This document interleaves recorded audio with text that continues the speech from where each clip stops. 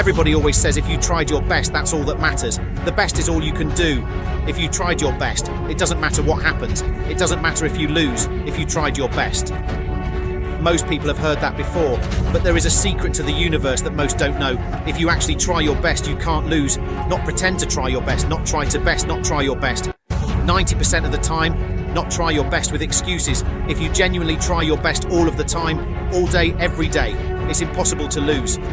So when people say if you tried your best, it's okay to lose, that is a logic fail, because if you lost, you didn't try your best in the first place. If you actually try your best, it is impossible to fail in this life. God is watching, and He rewards those who want it the most. If you want it the most, you can have it. It's a competition. Every dollar, you want the house, you want the car you want, other people want. You have to win, you have to want it the most, and genuinely do your best, because most people aren't capable of doing their best anymore. To get up every day, whether they feel like it or not, and perform. Regardless, that is the secret. You cannot fail if you try your best. So if you don't have the car, you want the woman, you want the relationship, you want the friends, you want the house you want, you haven't been trying your best, because I guarantee you the second you do, you'll have all of it. I believe there's only 3 reasons people are not rich. One of 3 reasons they're either stupid, arrogant, or lazy stupid is actually the smallest category. People think, oh, there's a lot of stupid people there are, but I know a lot of stupid people with a lot of money, right? There's so much money in the world. To be too stupid to generate money, I think, is less than 5% of the population. We're genuinely too dumb to ever make a good wage. Then you have arrogant and lazy, and these are the 2 most common. Lazy, because people just, but I need time to myself. But it's the EV, or, it's hyper competitive. There are people who do not need time to themselves. There are people, there's an Indian in Islamabad, or there's a guy in Islamabad who will do your job online for $3 an hour, and he doesn't sleep. You're going to lose, right?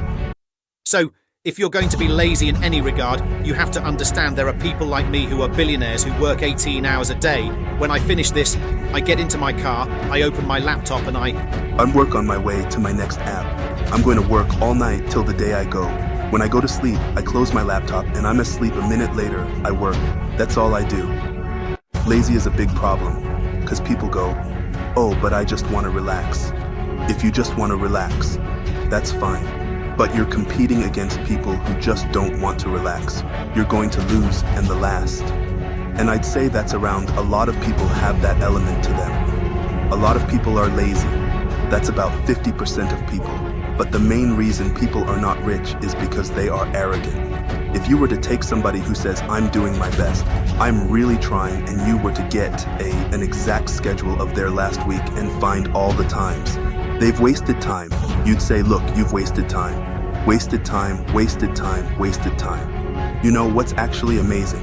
Most of those people are not even self-reflective enough to go, you're right, I'm not trying my best. You know what they'd say?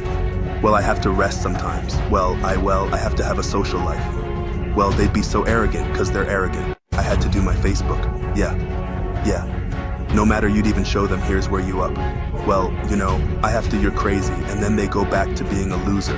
A lazy person thinks he's working too hard, and a successful person thinks he isn't working hard enough. And we're doing 20 times the work they are. And we're like, I could have done more. Could have done this. I missed that today. Can't miss that again. Should have that call. I should have flown there. I should have that's, we have guilt about it. They don't give a solitary. And even if you pointed it out to them, they'd sit there and go, oh yeah, and they'd make some excuse for it. It's the brutal arrogance of people perhaps 50, 60 years ago.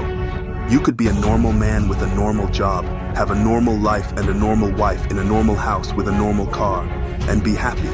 But the world we are now living in is proving that being a normal man is nothing more than slavery. Being a normal law-abiding citizen with a normal income and a normal wage. A 1 passport and a normal wife is going to leave you depressed sooner or later. It's just going to leave you, and you're going to end up suicidal and miserable. This is what I don't understand about people, especially men, in the world today. Why are they so worried about being afraid? Why are they so worried about, I was afraid every time I fought. Yeah, I fought anyway. Yeah, like I don't let fear guide what I'm going to do. I do what I'm supposed to do regardless of how I feel. So I don't see anything wrong with feeling fearful.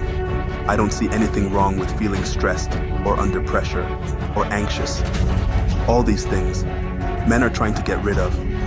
And I talk about men Specifically, I gender this because I'm a man. I don't know how it feels to be a woman, but all these things that people are trying very hard to get rid of from their brains, I don't see why they need to leave.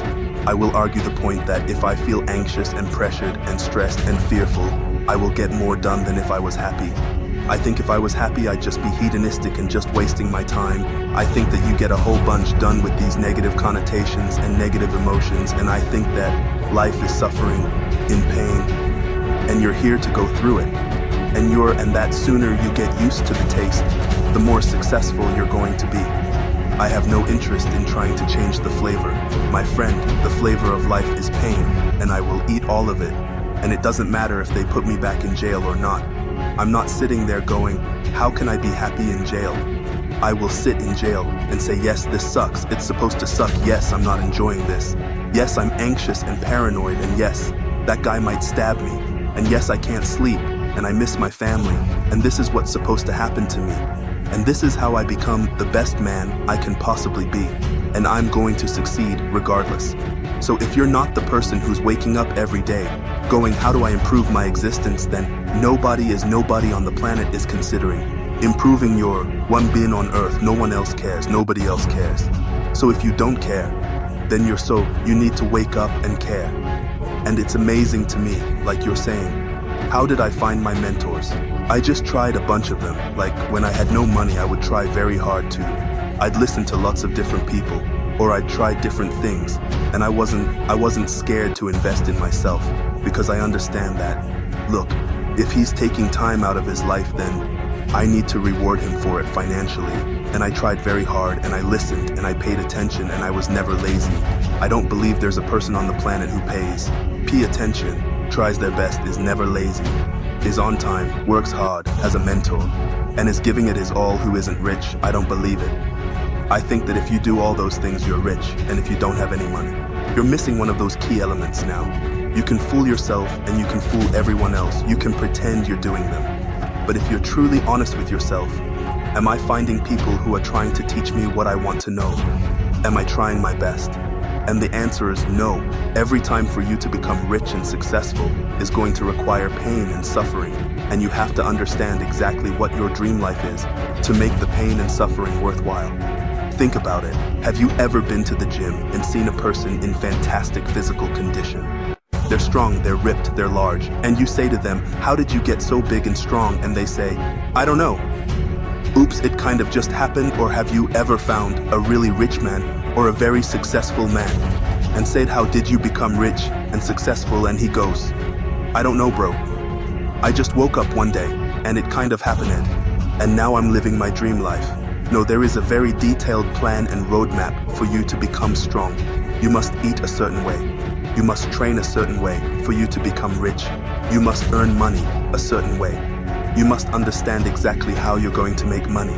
Whether you're going to be a public-facing figure like me, or a man of the shadows with millions of dollars, unknown, but extremely powerful.